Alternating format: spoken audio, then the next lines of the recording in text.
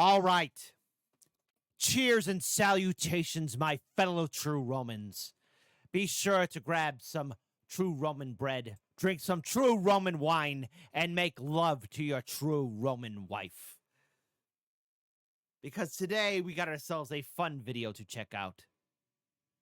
It is from Dovahati, Justinian the Great, Unbiased History, Byzantium Part 2. Now, this video came out 7 years ago, and it is criminally underviewed, 707K views, when it should be at 7 million views.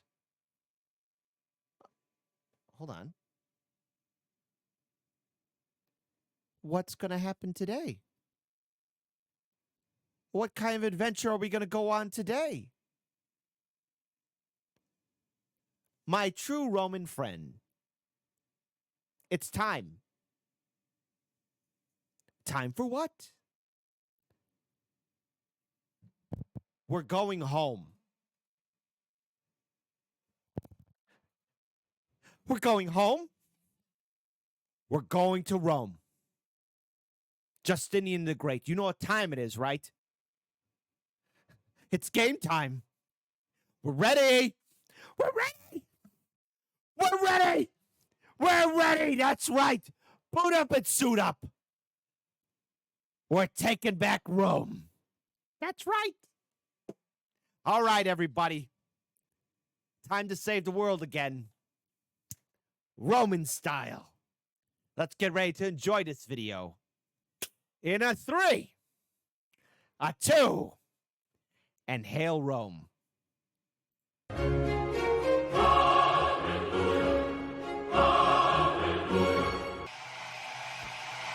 Ah yes, Justinian the Great, here we go. So Justin had just died, Justinian made emperor, and the barbarians invaded the east, right? So before all that, Kavad had counseled with his lord Satan to help him out, and that he did. Khosrau asked for Justinian's rule to be cursed beyond any emperors before. Both knew his potential and were dead set on ruining Christian Rome's resurrection at any cost. As a starter, he conjured a devastating earthquake that ruined Antioch and wrecked its once strong walls. Taking advantage, Kavad raided deep into Syria, capturing 400 nuns and sacrificing them to their dark deities. You think it's bullshit? Look it up. After this barbaric act, Justinian split the eastern legions in 2 armies, the Armenian one under a general named Citus, and the main one under the one, the only, Belisarius. Named Magister Militum, he was assigned a new legal assistant, Procopius. Just looking at him, I hate him! Sorry. It's almost as though I lived another life. Just like that time, you know, when we were dealing with Caesar and... Oh, that scumbag Cato! I hate him so much! Cato! Just saying his name! Listen. Remember that South Park episode where, you know, Cartman had a family, you know, they went back in time, or went forward in time. Cartman converted to Judaism, but his son just had a problem with Kyle. Say the name Cato around me. I just hate the name Cato. I just hate him. Pompeian scum. Am I being biased here? No, I'm being factually correct. A bitter, hate-filled secularist pleb that hated Justinian. And while he would write mostly true history about his reign, he would also write another version filled with lies, slanders, and the old resentment all petty men have towards their betters. As for the Sassanids, Kavad tried blackmailing the Romans with the lives of border civilians while gathering a 50,000 strong horde to forever destroy Dara, Belisarius stood nearby with less than half that. For hundreds of years, Roman generals had been cultivating a strong cavalry force, the Bucellari, and under Belisarius they became heavily armed and trained Romans. Well, half of them. The other half were Huns. You heard it right, for Belisarius, just like the Huns? That's a terrible choice. Cassius was yet another Roman who commanded the fear of these savages for Rome's benefit. As the Sassanid chieftain sent smug, insulting letters, Belisarius hanged them to his banner for his soldiers to laugh at. The barbarians then charged, but Belisarius had digged huge trenches to cripple the Sassanid cavalry, had his Huns surging from behind and flanked them. Belisarius slaughtered his fair share and sent the remains fleeing away. Citas had won his own victory in the north, which also infuriated Cavad. He sent 20,000 cavalry to rush in and sack the vulnerable Antioch. Belisarius and his Bucellari intercepted them in time, but here's the thing. Belisarius was one of those great generals that were loved by his soldiers, but deeply, deeply envied by his officers and Oh, God damn it. Can't we have anything good? Can't we? Never mind. sub-commanders. So out of nowhere, his pleb officers attacked without orders, got crushed by the Sassanids, and Belisarius worked his magic to prevent a slaughter. Such would become the standard. Thankfully, Cavad had died by then, so the Sassanids pissed off. Belisarius had returned to the capital, and Justinian prepared Yeah, I hate sand. It gets everywhere. to send Khosrau, now the Sassanid king, east to hopefully cause a civil war. And yeah, he did, but he won it, seized power and sued for peace while he was weak. But there's more. After growing up together with Justinian and Justin swimming in Anastasius' gold, Khosrau devised that the best way to cripple the Romans was to cripple their economy. Khosrau thus demanded 11,000 pounds of shiny yellow rock for agreeing to a peace. Don't do it! But not just any peace, an eternal peace. Justinian agreed on the condition the gold Why would you...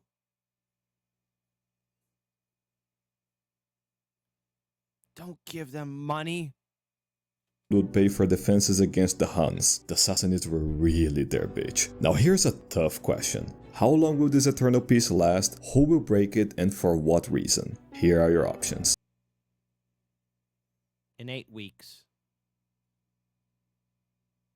There. Speaking of Justinian, he by now held such knowledge of the Christian force he could bend the barbarians to his whim, much like Belisarius with the Huns, using said skill to make one of Theodoric's officers, Mundo, now Mundus, serve him by slaughtering Slavs and Bulgars in the Balkans, later recalling him to replace Belisarius in the east. Justinian indeed began converting and subduing many bordering barbarians, Huns, Slavs, those desert tribes in the southeast, even Goths. Theodoric's Oh my goodness. Theodoric's daughter. Oh, wait, hold on. Don't fall for it, man. I'm sorry, my fellow Roman. Just because she is a goth girl with goth tits, you shouldn't fall for it. Don't fall for the goth girls. Don't do it. All right, I'll stop.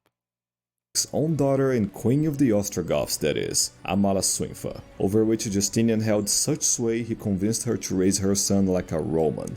But none such subservient barbarian quite compared to Hilderic, whom he didn't even have to personally convert and was very much dominant over. So much so, rumor was Hilderic planned to give Africa to Justinian after his death, but being ruled by civilized non-heretics was too much for the Vandals to take, so they usurped and imprisoned Hilderic, now replaced by Gelimer, who refused all of Justinian's demands to restore Hilderic, or even send him to Constantinople. Speaking of Constantinople...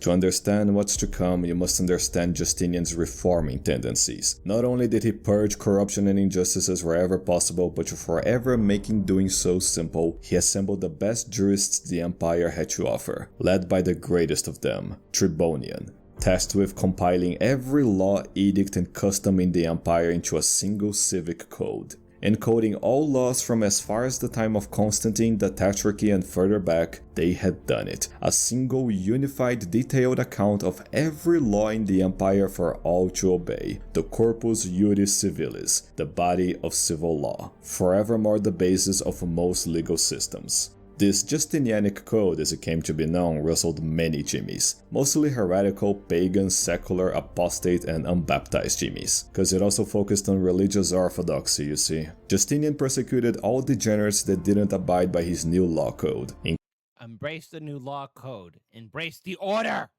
Including closing the pagan academy in Athens to eternal secularist butthurt, forcing all teachers of history, morals, and philosophy to do so through a Christian lens to maximize the veracity of their teachings. And the revised taxation system... Wait a minute, hold on. Giving positive portrayal to Nero? Thesis? Of damn... Oh! No! Nero is a Giga Chad Alpha Giga Chad Supreme. Christian lens to maximize the veracity of their teachings. and the revised taxation system stipulated in the code was enforced by Justinian's new finance minister, John the Cappadocian. His genius coming from that, once faced with rich tax evaders, he just tortured them until they gave their share. Now Procopius would spread lies that he was corrupt and all, but who would ever pay attention to such a biased telling of history anyway? This all combined with Justinian demanding strict court etiquette for both him and his lady, together with Justinian. See, we all wish we could have a loyal woman like her. Justinian's continuous support for the Blue faction earned him enemies all over. Unfortunately, since the Blues won all the time, many Green fans shifted sides over the years, eventually making both sides just a bunch of violence-prone plebs. After one of the many pleb fights, Justinian ordered the leaders to be executed, and as they were hanged, 2 executions were botched, one for a Green and a Blue, both taking refuge in a church. After that, in the Hippodrome, the angry plebs started demanding them to be pardoned. Justinian ignored the plebs as he should, but they just got angrier. So long the Greens had gone in a losing streak, their entire lives that is, that they started shouting that which they desired most. Nika! Nika! Victory! Victory! Soon the entire Hippodrome began shouting Nika at Justinian. But in truth, all he could hear was something like the insufferable chanting soon made Justinian start negotiating. But nope. The plebs were already invading prisons, liberating the inmates, then setting fire to it. They set fire to everything, really. Hospitals, schools, houses, apartments, the Imperial palace, and proving plebs shall forever be below disdain the baths of Zeuxippus, built by Septimius Severus and decorated by Constantine himself with statues from all over the empire of Greco-Roman heroes, was set ablaze. Why? Completely destroyed. You idiot The great people. church, once built by Constantius II, then Theodosius II, was also burned and destroyed, along with most of the center of Constantinople. Furious and saddened, Justinian asked the plebs what they wanted to stop, and they said the resignation of both John the Cappadocian and Tribonian. Now plebs didn't know how to read, much less who the tax and legal ministers were. And sure enough, Justinian soon found out many senators were feeding information, guiding and directing the rioters, so he ordered them all to leave. Justinian then pretended to fire John and Tribonian, but as he predicted, the plebs didn't care. By now the plebs wanted a new emperor, so they dragged the nearest relative of Anastasius, ironically enough, that they could get, his nephew Hypatius. Taken into the Hippodrome, acclaimed emperor by the plebs with a golden chain and surrounded by treacherous senators gearing him up, he started to kind of ride this wave. At this sight, many bureaucrats urged Justinian to leave, to flee the city and go into hiding. But that's when Theodora, now a true Roman empress, Theodora, listen well, sluts. That's right. You need a dirty, filthy slut to tell you how to stop being a slut. All right, I'm sorry. We all wish we could have a good woman like Theodora. spoke her mind, and she was all like, μονοποιούν θαύμα. Ποιον όνομα είπε η Μισέ, ο καλός ξένος? Είμαι η Θεοδώρα, η φίλη του Βυζαντίου.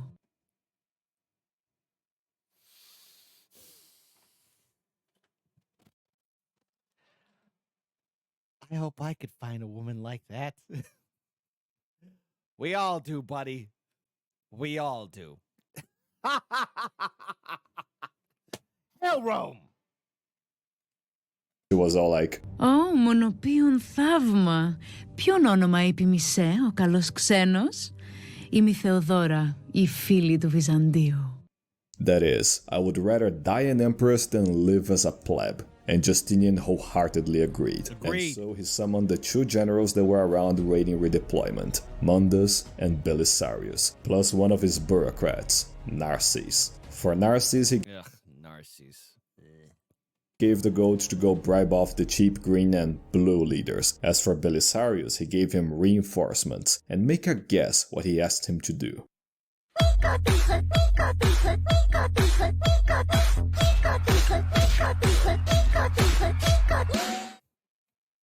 Of the 50,000 rioting plebs present, Belisarius slaughtered 30,000 of them. For crushing the riot, he was acclaimed as Belisarius Plebicus. But surely enough, the pleb Procopius didn't allow that to be recorded. Bringing Hypatius and the conspirators to Justinian, he had them all either executed, exiled, or their property confiscated. John and Tribonian were reinstated, and Justinian, now devoid of any popular political opposition, set forth to rebuild Constantinople and the empire to match his eternal dream.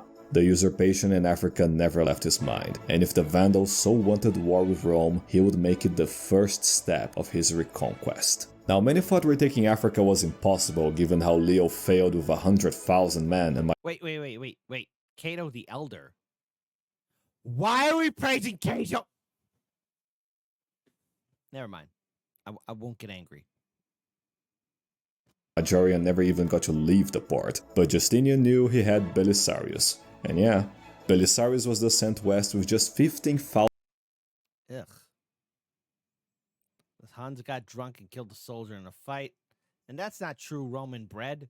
men, part of them his bucellari, starting off with 2 drunk Huns killing a soldier, and him executing them. While the Vandals were dealing with 2 revolts, one in Libya, which allowed Belisarius to resupply, and another in Sardinia, which dragged the Vandal fleet to fight it. Justinian persuaded Amalasuntha to let Belisarius Oh. We got a Goth girl to agree with us. I want a Goth girl. Hey, come on, focus. Dude, listen. Dude, you gotta focus. Focus. Don't let the Goth girl distract you. Okay. Stay focused. We're trying to recreate the Roman Empire. We're trying to reconquer Rome.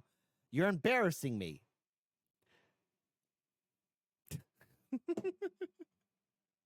used the Sicilian ports, and then he just straight up landed beside Carthage. Speaking with the once Roman citizens, Belisarius forced his mercenaries to behave as liberators and pay for everything they took. Learning of this, Gelimer killed Hilderic and marched to fight Belisarius with 25,000 barbarians. For he had a plan to let Belisarius pass through the valley near Carthage's mountains of salt and flank him between it with his brother's army. But Belisarius had sent his bucellari to scout though, and them alone found and crushed the Vandal trap, killing Gelimer's brother, who, once charging in thinking his plan was working, found his brother's corpse and lamented the loss of this monstrous vile barbarian, sad that the world was now a better place. Then Belisarius showed up, destroyed his army, and Gelimer fled. As Belisarius took Carthage, Gelimer raised a new army with his other brother back from Sardinia. Sieging Carthage and cutting its water, he tried to get the Huns to change sides, which just wasn't going to happen with Belisarius around. Despite outnumbered again, Belisarius charged outside of Carthage and crashed into the Vandals several times, killing Gelimer's other brother and making the world an even better place.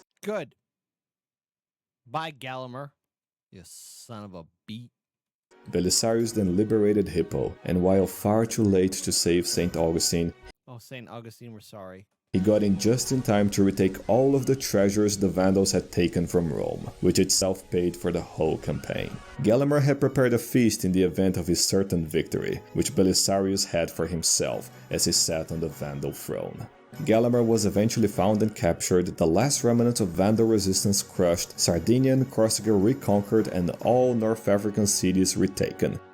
Glorious. It's just like Medieval 2 Total War. That's right. Because there's only one faction to play in Medieval 2 Total War. Byzantium. And we save the world. Yes, we do. We save the world. Because that's the only correct faction to play. A Roman administration was put back in charge, the freed Romans cheered for their liberators, and Africa was again a province of the Roman Empire. And let's not forget,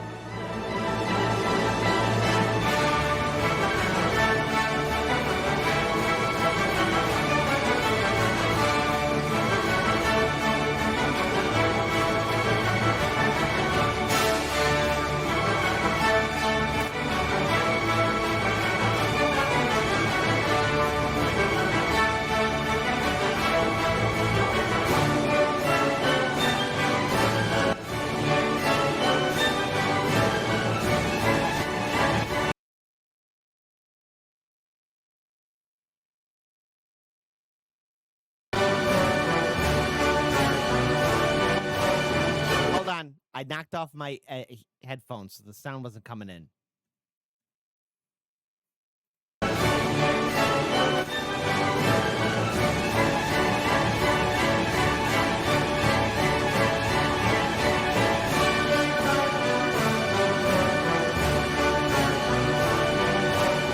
It's Scipio. Wait.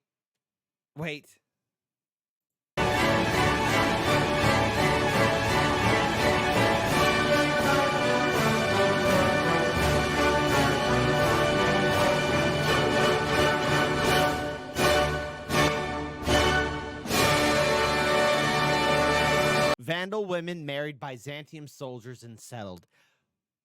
As they should. I mean, come on. Who else were they going to marry? Huh? I wonder who. Byzantium, that's who. Justinian had come one step closer to his dream, and Belisarius Plebicus Vandalicus to an immortal legacy. Justinian let him choose to either stay and govern Africa or return home, and he chose the latter. For such a magnificent Roman victory, Justinian rewarded Belisarius with the right of all victorious Romans, the first triumph in ages. To prove his humility, Belisarius marched his triumph on foot, dragging the imprisoned Galamer and all the wealth retaken from Africa. At Justinian's side, Galamer quoted some gibberish and was told to shut his barbarian mouth. Justinian had not been idle during it all, using Anastasius' gold to rebuild Constantinople better and grander than ever before. But his greatest project was the reconstruction of the city's great church. He gave the builders all the money they needed, ordering the greatest church of all time built as fast as possible. In only 5 years, he got his wish, with the construction of the greatest church in history, the Shrine of the Holy Wisdom of God, shortened to Holy Wisdom, in Greek, Hagia Sophia. Entering the church for the first time, Justinian said aloud, "Solomon, I have outdone you. Just ask Titus." While Justinian was busy building, his sister Vigilante the Younger was busy breeding, giving the emperor 2 nephews, Justin and Marcellus. Plus Projecta, who due to being beautiful and the emperor's niece was a magnet for usurpers empire-wide.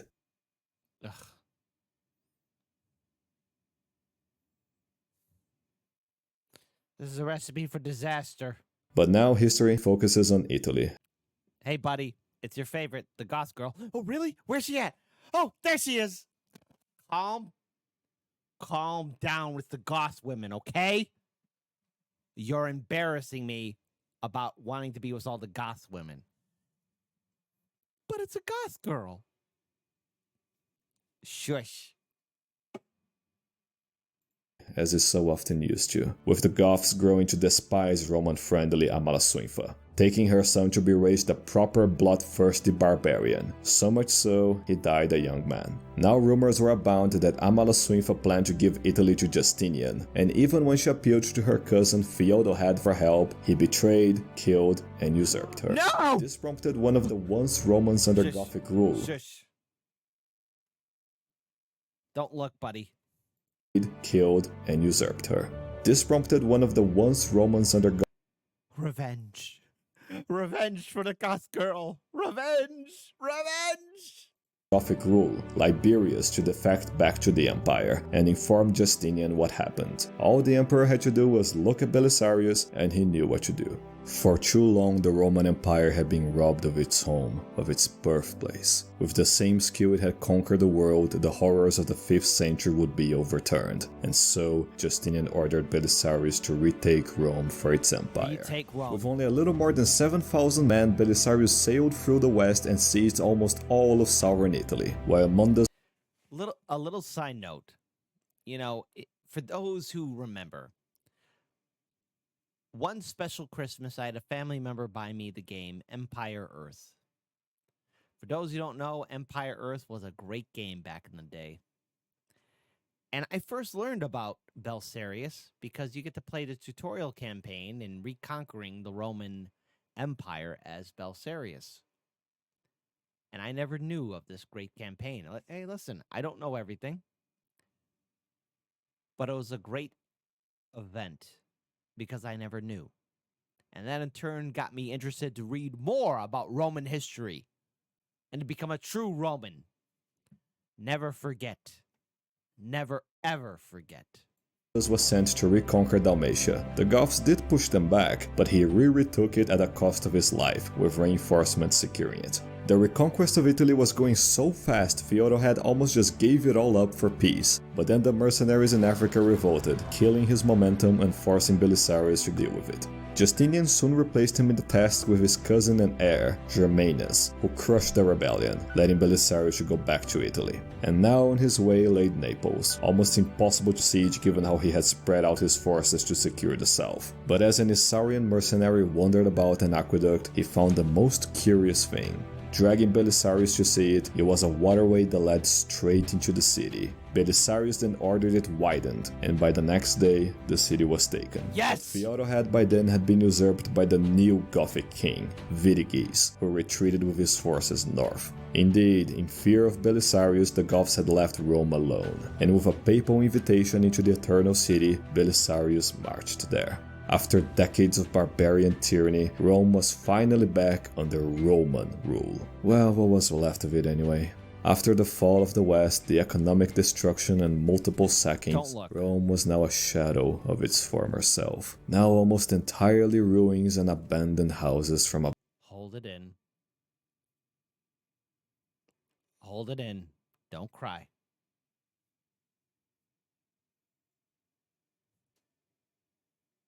Do not weep, fellow Romans, for what you see here is just a city in ruins. But through our hard work, we can rebuild. We can regain again. Do you not believe in a better future? I do. And together, you and I can create it. Never forget who you are. You are a Roman. It is okay to cry. But then stand up and fight for that better world. My friend, that was a great speech. It was needed. Well said, friend. Well said indeed. A bygone age, populated only by a few tens of thousands of weak, miserable plebs. How Augustus would have wept. Vitigis, though, had gathered his Gothic hordes and was set on taking Rome once more. Belisarius, however, was set on fighting for every inch of the Aurelian walls, digging a huge moat around it, and even when the aqueducts were blocked, Belisarius had a mill built between two boats on the Tiber, ensuring grain could still be made into bread and feed everyone. But before the Goths fully sieged Rome, Belisarius took his bucellari to scout the Tiber crossing. On their way, they were ambushed by a huge Gothic force who recognized Belisarius' white-faced horse and focused on him. Shot, slashed, and hit all over, Belisarius slaughtered his way out, killing many Goths at the cost of his armor and being drenched in blood. Being pursued back to Rome, the soldiers at the gates didn't recognize Belisarius with the helmet, injuries, and blood. Given only seconds to react, Belisarius ordered a countercharge at a far bigger Gothic cavalry, and he did it with such ferocity the soldiers realized that, yeah, that was Belisarius. Finally let in, he commended the soldiers for their caution, and as the Goths tried fucking with the Tiber's mill by throwing corpses in the water, well, they did their job, but still, they were being stupid. Belisarius set up a chain across the river to catch all debris. Later, the Goths tried pulling up some siege towers on the walls. The animals were killed and the siege towers disabled. Belisarius then began hiring some locals into the army, make them proper Romans again. And with the new reinforcements from Justinian, he started launching several bucellari raids, scattering the Goths and destroying their camps. Vitigis got so mad he ordered all the senators he had taken hostage in Ravenna to be slaughtered. Little did he know that no one really cared about the senators anymore. For a long time, really. But nobody cares about the Roman Senate. When's the last time the Senate's represented the people? Hey, buddy, you care about the Roman Senate? He thinks that's the question. No, I don't care about the Roman Senate. One day, the plebs he conscripted disobeyed orders and just went to loot the Gothic camp. Getting all attacked, Belisarius once again had to work his magic to minimize losses. During the siege, Belisarius received orders from Theodora to substitute the current Gothic appointed pope, Silverius, with the one she thought was a Monophysite ally, Vitellius, who was just pretending to get her support. And after Silverius was caught conspiring with senators and Goths, Belisarius exiled the former and elevated the latter. Procopius would put to page further and further lies to smear Belisarius, but he made sure to keep such lies in his Book of Lies, awaiting for a better chance to demean him in the future. Sick of fighting, Vitiges begged the Romans to surrender, and Belisarius replied, "Fuck off. As for Rome, moreover, which we have captured, in holding it we hold nothing which belongs to others. But it was you who trespassed upon this city in former times, though it did not belong to you at all. And now you have given it back, however unwillingly, to its ancient possessors. And whoever of you has hopes of setting foot in Rome without a fight is mistaken in his judgment. For as long as Belisarius lives, it is impossible for him to relinquish this city." Oh, but the siege went on and on. The mills couldn't produce enough bread, mill sausage became the standard, the plebs began plebbing, but as the Bucellari and Huns kept wrecking the Goths, Vitiges sued for a truce. During it, thousands of more reinforcements were sent by Justinian, led by Vitellian's nephew, John, proof that not all nephews of great Romans were great Romans themselves. Vitiges then broke the truce because, of course, attacking the Tiber and miserably failing, with Vitiges retreating back through the long-repaired Milvian Bridge, getting a farewell gift by having half of his horde slaughtered before he crossed. Belisarius then gave John 2,000 Bucellari to Don't trust John. push north and leave no forts behind. John then went northeast, left all forts behind, and took a city near Ravenna. John, you frickin' retard! Belisarius told him to return, lest he be encircled by Goths, but John refused, and he was encircled by Goths. It was then that 7,000 more reinforcements arrived from the east, led by Narses. Belisarius Narses. The nutless wonder. planned to just leave the insubordinate John to his fate and advance north given the Gothic numbers, but Narses remembered him of the 2,000 invaluable Bucellari with him. Belisarius insisted on his position, but Narses didn't relent because of a literal technicality. So, again, Belisarius went to work his magic before his army tore apart. As the Goths starved John to death, they were completely surrounded on all sides by a gigantic Roman army, with several campfires seen from the distance and a large navy on the coast. Terrified, the Goths lifted the siege and fled to Ravenna. Belisarius then told his men to end the charade, having used a series of tricks to pretend having a larger army. Being saved from certain death, John expressed his most sincere gratitude to Narses. As Belisarius liberated more and more of Italy, Mediolanum revolted to his side and begged for a garrison to defend it. Belisarius could spare around 1,000 men, but other cities asked for garrisons as well, so only about 300 actually got there. The Franks, on the other hand, having subjugated the Burgundians and siding with the Goths, gave them 10,000 Burgundians to go help siege Mediolanum.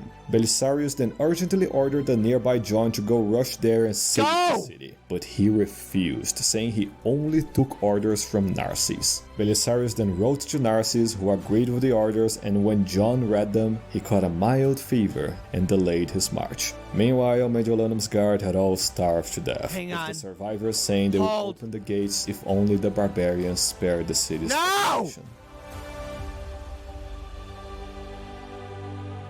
Mediolanum was almost completely destroyed. The entire population either killed, raped, or enslaved. All the wealth stolen and most buildings burned down. The Franks themselves would invade, but North Italy had been so razed and ruined they couldn't sustain their horde, and returned.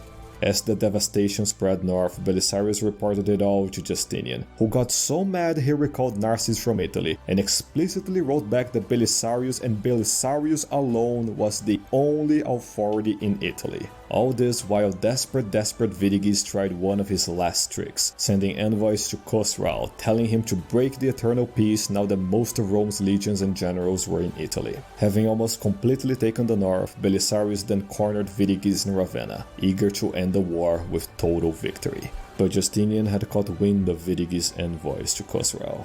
Not really. He just knew the barbarians would backstab him sooner or later. So as Belisarius was about to take Ravenna, orders came for him to make a compromise treaty with the Goths. As a not-so-subtle jab at John, he said he would only do it if Justinian himself signed it. Not because of insubordination, but just to buy enough time to show that Ravenna was about to fall. He didn't even have to wait for that, cause Vidigis came up with the last of his tricks, proposing Belisarius peace through reviving the Western Roman Empire, with Belisarius as the new Western Roman Never! and the Goths as his loyal guardians of Italy. If only he betrayed Justinian. And yeah, Belisarius told Vidigis he was all for it. The Goths then opened the gates, let Belisarius in, and he arrested Vidigis, freed Amalasuintha's daughter, Matasuintha, took back all. Jesus Christ. Is it another Goth girl? Dude, calm. What is it with you with the Goth women, man? Dude, stop it. I love barbarian women. Calm down. All the wealth they had stolen from Italy and proclaimed Ravenna reconquered in the name of Justinian. Vidigis would be sent to Constantinople to die in captivity, Matasuintha would be set to marry Germanus, and most important of all, after years of fierce campaign, Italy, the home province where it all began, had been freed from barbarian tyranny. In his bliss, Justinian would ask Belisarius for details, a full report of his exploits in Italy. Belisarius would make a proud smile, and in the honor of Stilicho, Aetius, Majorian, and so many more, let him see the casualties.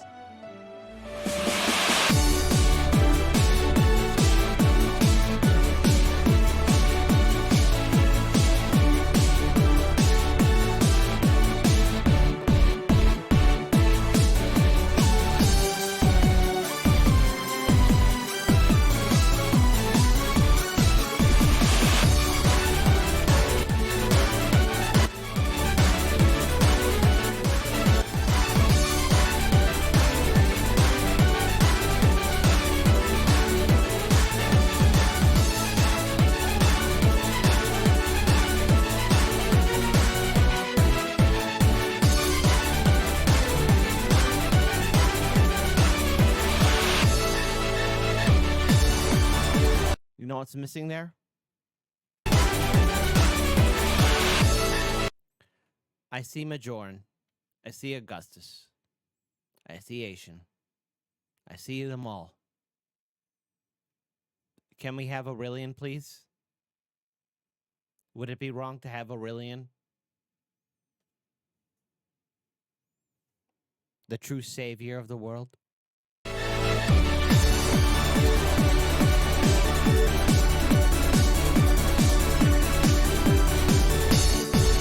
You know what? Hold on.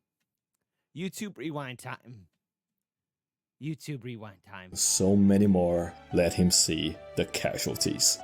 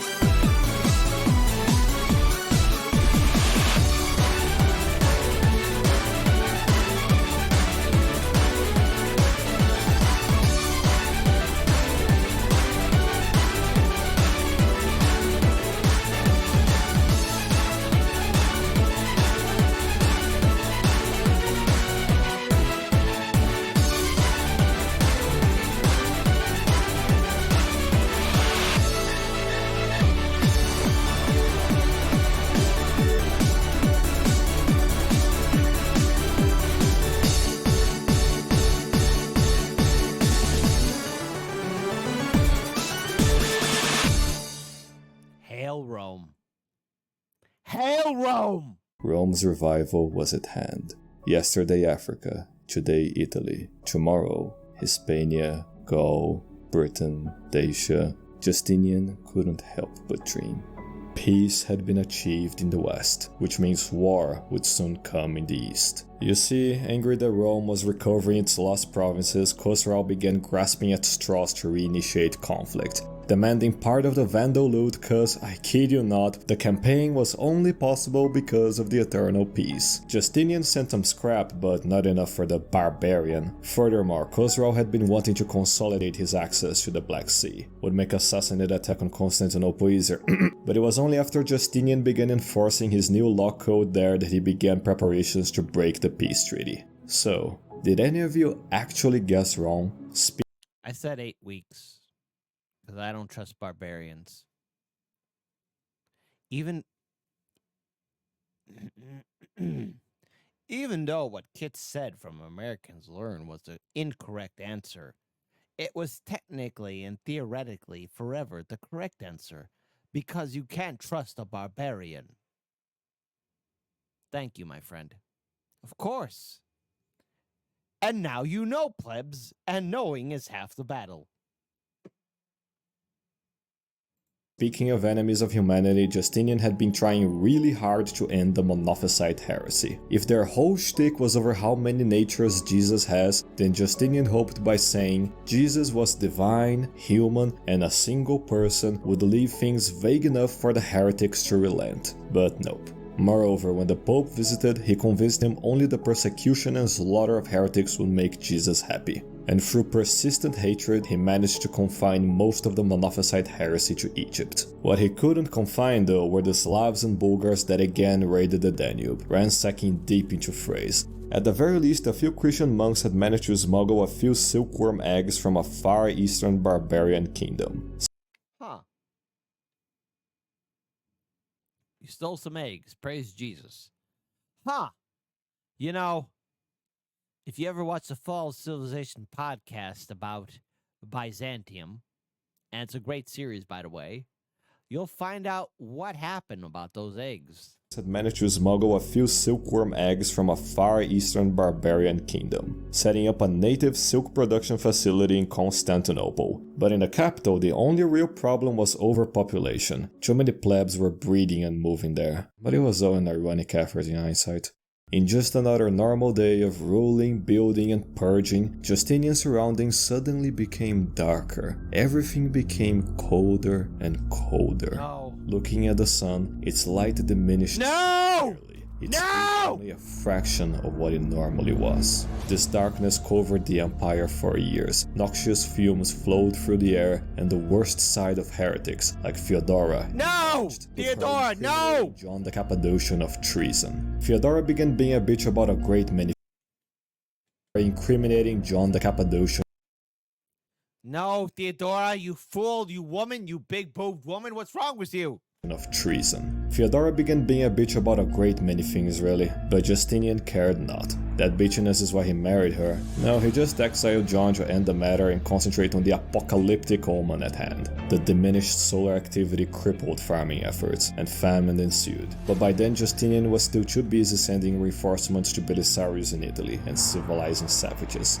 And it had been right there Khosrau publicly broke the peace and invaded the empire. No! But Dara stood strong in his path. Unable to take Dara, Khosrau faked some diplomatic talk with a local city's bishop, and as he returned home, he burst through the gates and took it. With Belisarius still trying to get a high score in Italy and Citas crushing an Armenian insurrection, getting killed for it by an insurrectionist named Artabanes, Justinian sent Romanus to protect Antioch, but its walls were still a wreck, having no choice but to retreat. Khosrau thus led his hordes to take and utterly ruin Antioch, slaughtering tens of thousands, further destroying the city as much as he could, bathing in the blood of murdered innocents in the Mediterranean, and once he finally left, he rained terror in other cities, forcing chariot games to be rigged so that the Greens, his favorites, would win. With no army nearby, Justinian agreed with bribing the savage for peace, which he agreed to, and then immediately broke it by extorting cities on his way out, and attacking Dara trying trying to destroy its walls, only then leaving. With him he dragged 30,000 Antiochian citizens, making them slaves and forcing them to live in a hellish version of their ruined city, given an ironic name for its ironic torture. Justinian had had enough. If the barbarian Sassanids so wanted war, he promised they would get a war that they would never forget. Told to rush east, Belisarius had no time for another triumph, and prepared to crush Khosrau for good. And although his officers would act up again, Belisarius focused on pushing the barbarians away. And when treating with them, he took most of his army carrying just hunting equipment to make it seem like a small hunting party from a gigantic army further west. And like the Goths, the Sassanids fell for it. After this turn of tables, Artabanes and his forces would defect to the Roman side, and were allowed to. In these dark years, Projecta had been married to the now governor of Africa. Then he was killed by a Vandal No, God, Projecta, stupid. survivor, who sought to rebuild the Vandal kingdom and take the emperor's niece for himself. Then Artabanes murdered him to prove loyalty to said emperor, and also to have said emperor's niece for himself. Took her to Constantinople to marry, Theodora had already returned to her senses, and noting that he was, already married, she forbid him from marrying her niece, infuriating him. Thank you. As for Justinian, he was far too stressed out to care. While in the frontier, Belisarius was getting the legions available and ready, battle formations taken, and plans devised, only for nothing to happen.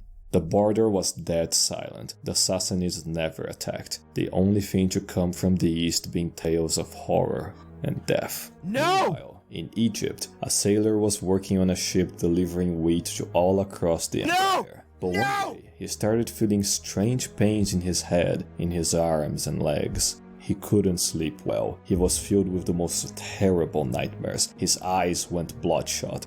Little by little, other sailors started reporting similar pains, ever more painful as the sun darkened ever more.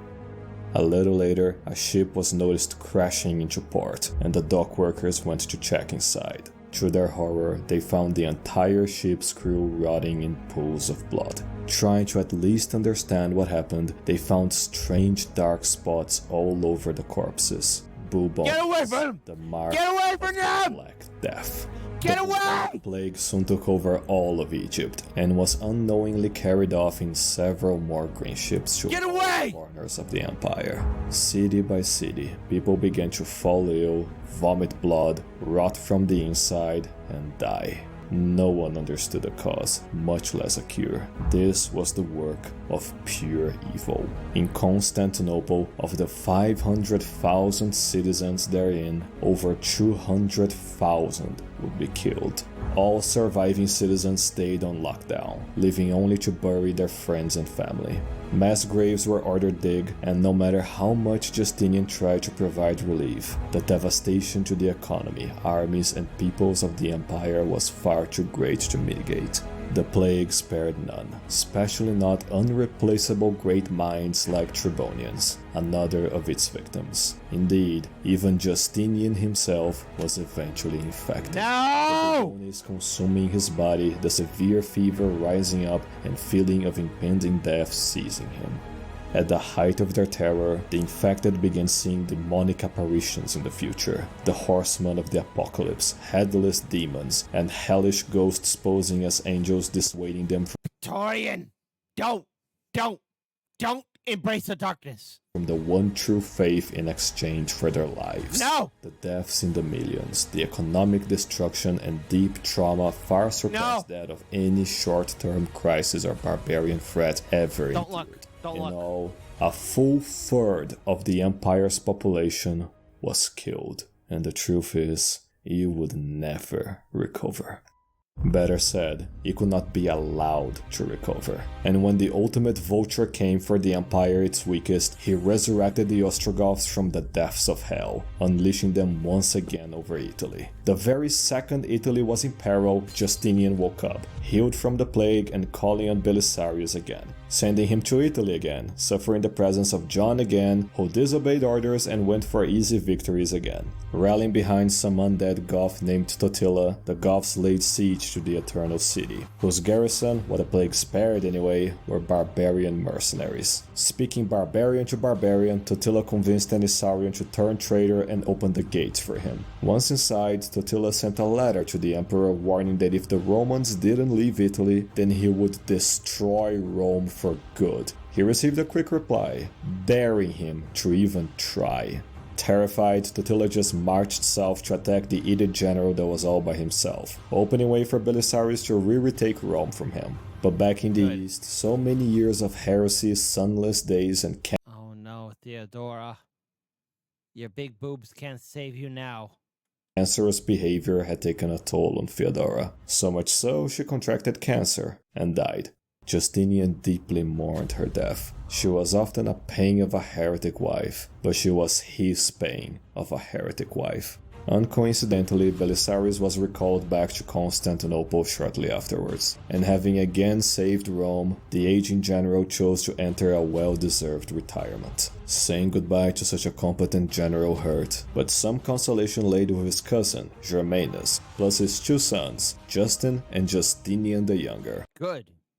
Two good names. Who he had before marrying Matasuinfa, who was only now pregnant. Their loyalty was proved when Artabanes, still bitter, plotted to murder Justinian and the retired Belisarius, usurping the empire in the name of Germanus, who he never informed about such plot. Justin ended up finding out, telling his father, who then told the executors, who then arrested Artabanes, forcing him to go fight against the undead Goths. Good. Having no sons of his own, Justinian sent his cousin and apparent heir, Germanus, to finish the reconquest of Italy. Then he died of a random illness, not even bubonic plague, leaving a pregnant widow behind and a decrepit Liberius to replace him in Italy. Liberius did defend Sicily, but that wasn't enough, so Justinian sent Narses to take over. Fucking Narcissus. And given how the plague gutted the legions, he gave him the funds necessary to hire a whole bunch of barbarian mercenaries. Among the tons of barbarians he hired was a new Germanic horde settling nearby Italy, the Lombards. Ah! Stupid Lombards. John did what he did best, win an easy victory, and Narses regrouped with Belisarius' veterans to amass some 30,000 men in total. And with all of those legions and mercenaries, he crushed the undead Gothic legions, killing Totila again. The main battle won, Narses paid and told the Lombards to leave. The longer they stayed in Italy, the more troublesome they got. The Goths had taken Rome again, but Narses retook it, and when the last remnants of their hordes gathered near what was once Pompeii, Narses outnumbered them to death. And with that, ending what Belisarius had already ended, just in time for the second Frankish intervention. In their infinite barbarian wisdom, the Franks decided to split their horde. One marched east and was crushed by Narses' legions, Good. and the other marched west, where they caught the bubonic plague and deteriorated away. Great. The Ostrogoths were once again dead, but the Visigoths were still kicking around. Kicking meaning raping, and around meaning Hispania.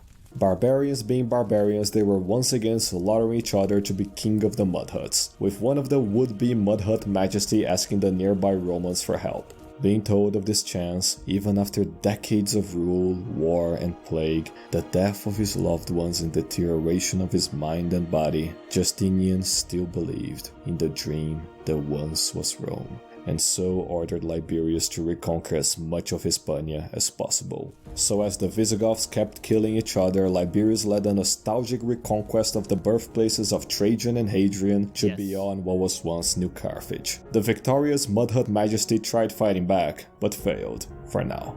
And this was it. The Eastern Roman Empire stood at its greatest extent. Africa, Italy, and even some of Hispania were conquered.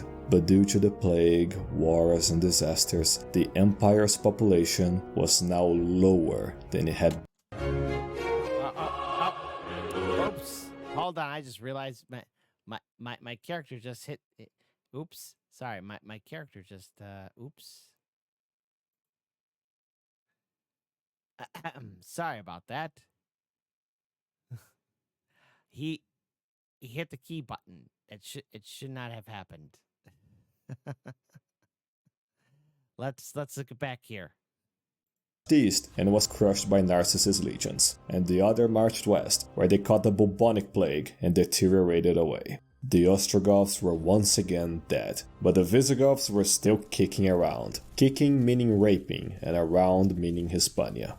Barbarians being barbarians, they were once again slaughtering each other to be king of the mud huts, with one of the would-be mud hut majesty asking the nearby Romans for help. Being told of this chance, even after decades of rule, war, and plague, the death of his loved ones and deterioration of his mind and body, Justinian still believed in the dream that once was Rome, and so ordered Liberius to reconquer as much of Hispania as possible. So as the Visigoths kept killing each other, Liberius led a nostalgic reconquest of the birthplaces of Trajan and Hadrian to beyond what was once New Carthage. The victorious Mudhut majesty tried fighting back, but failed, for now.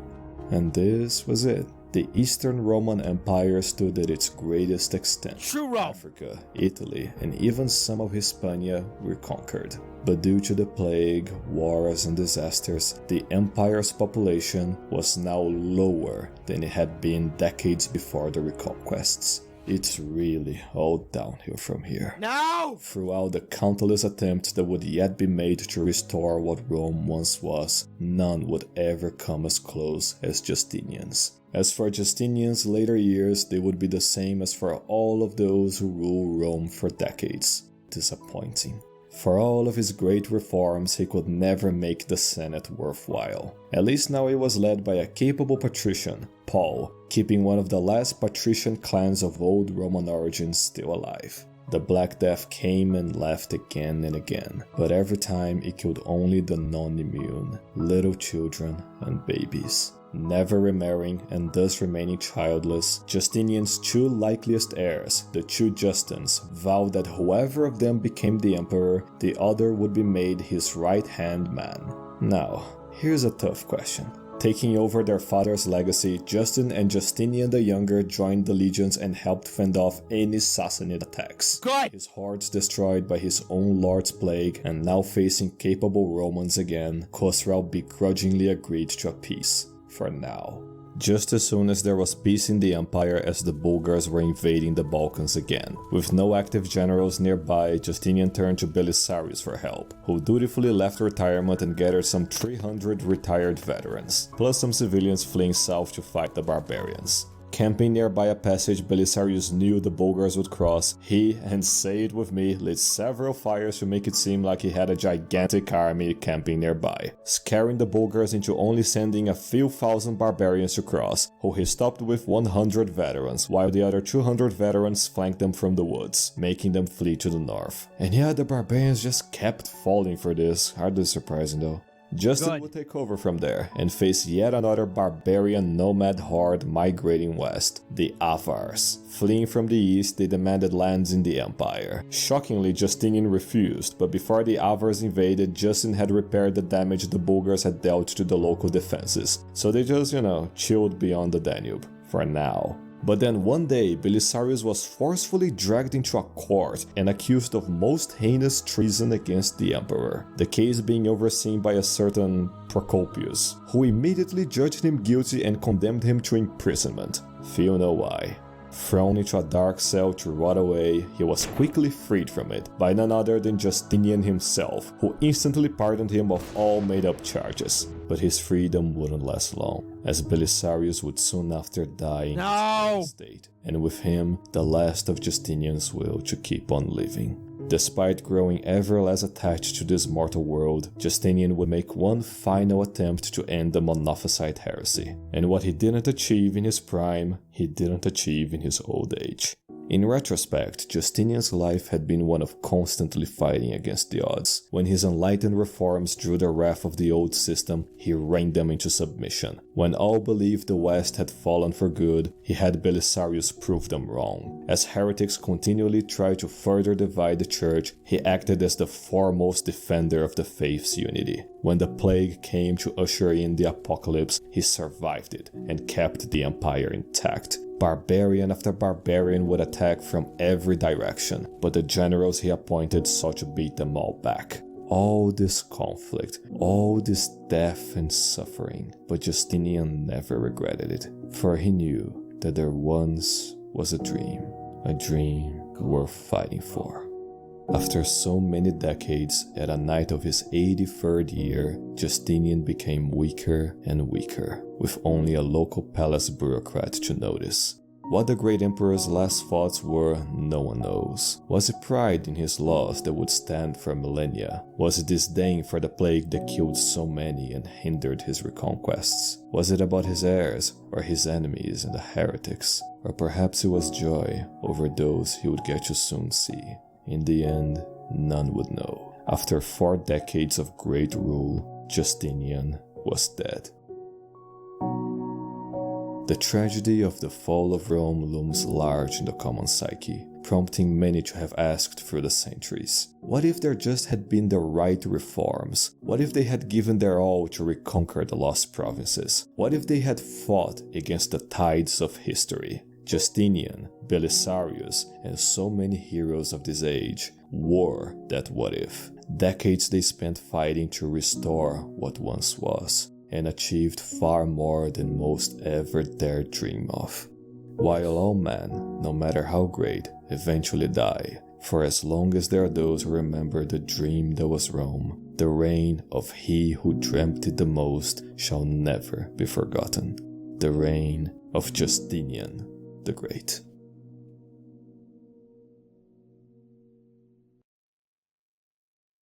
And someday, not today.